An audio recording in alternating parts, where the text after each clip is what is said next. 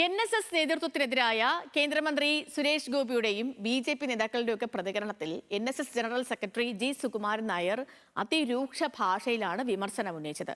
NSSനെ ഒരു പുല്ലും സുരേഷ് ഗോപി ചെയ്യില്ലെന്ന് വരെ അദ്ദേഹം പറയുകയുണ്ടായി. സുരേഷ് ഗോപിയുടെ പരസ്യ പ്രതികരണത്തിൽ BJPക്കുള്ളിലും അതൃപ്തി രൂക്ഷമാണ്. സമുദായ സംഘടനകൾക്കെതിരെ സംസാരിക്കുമ്പോൾ കൂടിയാലോചനകൾ വേണം എന്നുള്ളതായിരുന്നു ഒരു വിഭാഗത്തിന്റെ നിലപാട്. അതേസമയം ഈ വിഷയത്തിൽ ഇനി BJP നേതൃത്വത്തോട് യാതൊരു വിട്ടുവീഴ്ചയും വേണ്ട എന്നാണ് NSSന്റെ നിലപാടും. നമ്മൾ പരിശോധിക്കുന്നു ഈ വിഷയം ഇന്നത്തെ ന്യൂസ് ആംഗിളിൽ.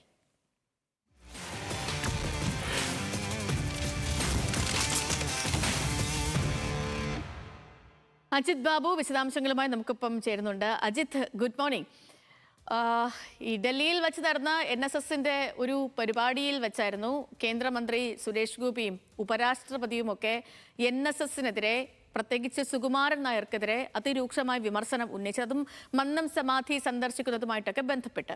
അപ്പോൾ ഈ വിഷയം ഉണ്ടായി. അത് ആദ്യഘട്ടത്തിൽ ഇതിലിനി ഒരു പ്രതികരണം വേണ്ട, ഒരു പ്രതികരണം നടത്തി ഈ വിഷയത്തെ ഇനി വീണ്ടും ഇല്ലാതാക്കണ്ട എന്നൊരു നിലപാടിലായിരുന്നു ആദ്യം NSS ജനറൽ സെക്രട്ടറി എങ്കിൽ പിന്നീട് ആ മൗനം അങ്ങ് ഭേദിക്കുകയായിരുന്നു, അതിരൂക്ഷമായ ഭാഷയിൽ വിമർശിക്കുകയായിരുന്നു. ആ വിമർശനം BJP നേതൃത്വത്തെ ഉലയ്ക്കാൻ പോലും പാകത്തിലുള്ള വിമർശനമായിരുന്നു എന്നുള്ളതാണ് നമ്മൾ എടുത്തു പറയേണ്ട ഒരു കാര്യം. ഇപ്പൊ ശരിക്കും ഈ ഒരു വിവാദം പൊയ്ക്കൊണ്ടിരിക്കുന്നത് എങ്ങനെയാണ്? ഇതിനെ നമ്മൾ വിശകലനം ചെയ്യുമ്പോൾ എന്ത് മനസ്സിലാക്കണം അജിത്ത്? BJPയും NSSും അത് രണ്ട് തട്ടിലേക്ക് പോവുകയാണോ?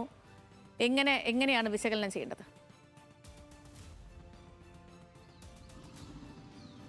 Sethulakshmi, very good morning. ഇതിൽ പ്രധാനപ്പെട്ട കാര്യം, ഈ സുകുമാരൻ നായർ മാധ്യമങ്ങളെ കണ്ട് സംസാരിച്ചപ്പോൾ രണ്ട് വിഷയങ്ങളാണ് സംസാരിച്ചത്. ഒന്ന് VD സതീശനുമായി ബന്ധപ്പെട്ട വിഷയവും പിന്നീട് ഈ BJP നേതൃത്വവുമായി ബന്ധപ്പെട്ട വിഷയം. രണ്ടിലും ഭാഷ ശ്രദ്ധിച്ചാൽ നമുക്ക് മനസ്സിലാകും. VD സതീശനുമായി ബന്ധപ്പെട്ട പ്രശ്നത്തിൽ അദ്ദേഹത്തിന് വിയോജിപ്പുണ്ടെങ്കിൽ പോലും അതിലെ ഭാഷ രാഷ്ട്രീയമായ വിയോജിപ്പുകളായിരുന്നു. പക്ഷേ സുരേഷ് ഗോപിയുടെ കാര്യം ചോദിച്ചതോടുകൂടി സിനിമ സ്റ്റൈലിലുള്ള പ്രതികരണങ്ങളാണ് അദ്ദേഹത്തിൻ്റെ ഭാഗത്തുനിന്നുണ്ടായത്. ഒരു പുല്ലും ചെയ്യില്ല, ആദ്യം പോയി AMM നന്നാക്കട്ടെ എന്നുൾപ്പെടെയൊക്കെ ഉള്ള പ്രതികരണങ്ങൾ അദ്ദേഹത്തിന്റെ ഭാഗത്തുനിന്നുണ്ടായി. ഇതിൽ നിന്ന് എത്രത്തോളം അതൃപ്തി NSSന് ഈ കാര്യത്തിലുണ്ട് എന്നുള്ളത് പ്രകടമാണ്. മാത്രമല്ല, ഇതിൽ ഏറ്റവും എടുത്തു പറയേണ്ടത് ശുദ്ധീകരിക്കുമെന്നുള്ളതാണ് സുരേഷ് ഗോപിയുടെ പ്രതികരണം ഉണ്ടായത്. ഇത് BJPക്കുള്ളിലും വലിയ പ്രതിസന്ധി സൃഷ്ടിച്ചു. കാരണം രാജീവ് ചന്ദ്രശേഖർ തന്നെ ഇത് തിരുത്തി പറയേണ്ട സ്ഥിതിയിലേക്ക് കാര്യങ്ങൾ എത്തി. അതുകൊണ്ട് ഒരു വിഭാഗത്തിന് ഒരു സമുദായ സംഘടനയുമായി നേരിട്ടൊരു ഫൈറ്റിന് വന്നാൽ അത് ഗുണകരമാകില്ല എന്നുള്ള വിലയിരുത്തലാണുള്ളത്. അതേസമയം ഈ സാമൂഹ്യ മാധ്യമങ്ങളടക്കം BJPയുടെ ചില നേതാക്കളടക്കം NSSനെതിരെ ശക്തമായ വിമർശനങ്ങൾ ഉന്നയിച്ച് രംഗത്തുമുണ്ട്. ഈ പശ്ചാത്തലത്തിലാണ് NSS ഈ കാര്യത്തിൽ പ്രതികരണത്തിലേക്ക് വരാൻ തീരുമാനിക്കുകയും അതിരൂക്ഷമായ ഭാഷയിൽ വിമർശിക്കുകയും ചെയ്തിട്ടുള്ളത്. ഏതാണെങ്കിലും ഇനി ഒരു വിട്ടുവീഴ്ച ഈ കാര്യത്തിൽ BJPയോട് വേണ്ട എന്നുള്ളത് ഒരു തുറന്ന നിലപാട് സ്വീകരിക്കാൻ തന്നെയാണ് NSSന്റെ ഭാഗത്തു നിന്നുള്ള തീരുമാനം. അതുകൊണ്ട് തന്നെ ഇനി BJPയാണ് ഈ കാര്യത്തിൽ ഒരു പ്രതികരണത്തിലേക്ക് പോകുമോ എന്നുള്ള കാര്യത്തിൽ നമുക്ക് സംശയമുള്ളത്. NSSന്റെ ഭാഗത്തുനിന്ന് ഇനി പ്രകോപനം ഉണ്ടായാൽ വീണ്ടും പ്രതികരണങ്ങൾ ഉണ്ടാകും എന്നുള്ള കാര്യം ഏതാണ്ട് ഉറപ്പായിരിക്കുകയാണ്. ഏതാണെങ്കിലും ഇതിലൊരു രാഷ്ട്രീയമുള്ളത്. BJPയെ സംബന്ധിച്ച് കഴിഞ്ഞ കുറേ കാലങ്ങളായി NSS പിടിക്കാൻ, NSSലേക്ക് നുഴഞ്ഞു കയറാനുള്ള വലിയ ശ്രമങ്ങൾ BJP നടത്തുന്നുണ്ട്.